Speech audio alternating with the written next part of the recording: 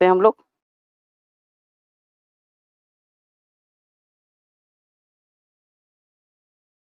दूसरा है, भारत में पहली बार राष्ट्रीय ध्वज कब फहराया गया था। ये बड़ा ही इंपॉर्टेंट क्वेश्चन है, क्योंकि कल है हमारा 26 जनवरी और 2024 को मनाएंगे हम लोग 75 यानी कि 75वां गणतंत्र दिवस। 75वां गणतंत्र दिवस 26 जनवरी 2024 को मनाएंगे हम लोग, ठीक है। और इसमें कौन सा हमारे पास चीफ गेस्ट होंगे? चीफ गेस्ट तो फ्रांस, इमैनुअल मैक्रोन, याद रखिएगा आप लोग, इमैनुअल मैक्रोन, ये होंगे फ्रांस के प्रेसिडेंट्स। फ्रांस के प्रेसिडेंट्स। अब जब फ्रांस के प्रेसिडेंट्स की बात कर लेते हैं तो थोड़ा सा याद कर लीजिए कि फ्रांस में कब होता है, तो 14 जुलाई को या फ्रांस में होता है आजादी डे, यानी कि इंडिपेंडेंस डे। 14 जुलाई को क्यों? क्योंकि 14 जुलाई 1789 ईस्वी को फ्रांस में क्रांति हुई थी बास्तिले नामक गृह में, ठीक है। अब यहाँ पे लिखल है, आप कहिएगा कि 15 अगस्त, 14 अगस्त, 16 अगस्त, 26 जनवरी। क्वेश्चन क्या पूछा है? राष्ट्रीय ध्वज को कब फहराया गया, यानी कहीं पहली बार भारत में। तो भारत की आजादी हुई है 15 अगस्त 1947 को, 15 अगस्त 1947 को।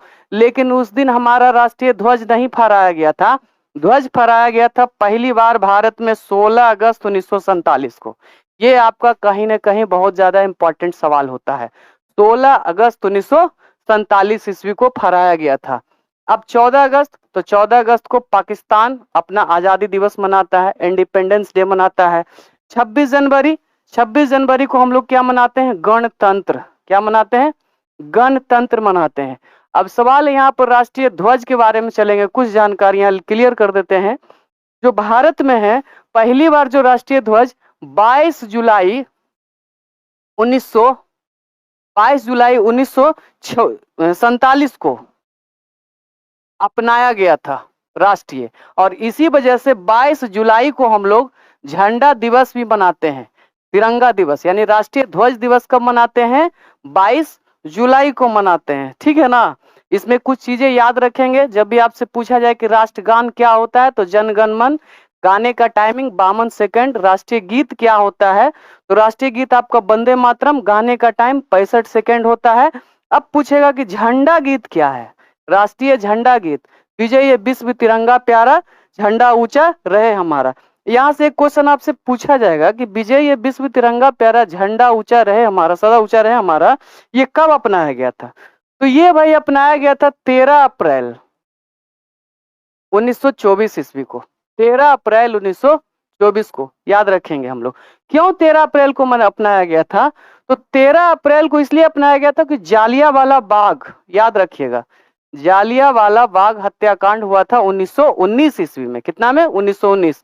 13 अप्रैल को ही हुआ था, 13 अप्रैल। तो इसी के याद में, इसी डेट को चुना गया है। हम लोग झंडा का जो गीत मानते हैं, विजय विश्व तिरंगा प्यारा, झंडा ऊंचा रहे हमारा, उसी के याद में उस तिथि को चुना गया था, ठीक है। अब बाकी तो आपको पता ही होगा। इसमें कुछ चीजें, एक चीज और ऐड कर देते हैं। तो हमारे पास जो झंडा होता है, तिरंगा झंडा होता है, याद रखेंगे, तिरंगा में 3 रंग होता है, ठीक है। एक होता है केसरिया, एक आपका बीच में जो होता है सफेद, और जो नीचे वाला होता है वो आपका हरा रंग होता है। सवाल यहां से भी पूछ सकता है कि केसरिया रंग होता है किस किस रंग को मिलाने से बनता है, तो भी याद रखेंगे कि लाल रंग को मिला दीजिएगा पीला के साथ तो बन जाएगा वो केसरिया। ये भी सवाल आपका साइंस के लिए हो गया। और से केसरिया रंग है साहस का प्रतीक, याद रखेंगे, साहस प्लस ताकत, 2 चीजें देती है। सफेद रंग किसका प्रतीक है बाबू? तो सफेद रंग जो प्रतीक होता है ना, शांति का प्रतीक होता है, याद रखेंगे। किसका प्रतीक होता है? शांति का प्रतीक होता है, सत्य का प्रतीक होता है। अब रहता है हरा। हरा का मतलब हरियाली होता है। तो ये नहीं कि हरियाली करेंगे, उसमें और भी चीज याद रखेंगे। हरा शुभ का भी प्रतीक होता है, विकास का भी प्रतीक होता है, और साथ साथ उर्वरता का भी प्रतीक होता है, उर्वरता का भी प्रतीक होता है। झंडा से रिलेटेड में बात कर लेते हैं। तो यहाँ एक चक्र रहता है, चक्र का कलर आपसे पूछा जाए, सागरीय नीला। कैसा? सागरीय नीला। अब पूछा जाए चक्र में कितना तिल्ली होता है, तो 24 तिल्ली होता है। ध्यान देंगे हम लोग, कितना तिल्ली, 24 तिल्ली। सागरीय नीला यानी कि चक्र किसका प्रतीक है, तो जैसे ये 3 रंग का हम लोग प्रतीक देखे हैं ना, तो चक्र भी किसी का प्रतीक होगा। तो चक्र जो प्रतीक होता है प्रगति का प्रतीक होता है, प्रगति का प्रतीक होता है। हिंद देश का प्यारा झंडा ऊंचा सदा रहेगा, आप उसमें एक गाना भी एक कहता है, ये चक्र हमारा कदम कभी ना रुकेगा। तो कदम कभी ना रुकेगा, इसका मतलब हमेशा बढ़ते रहेगा, क्या होगा, प्रगति का प्रतीक होगा। ठीक है। अच्छा, एक चीज और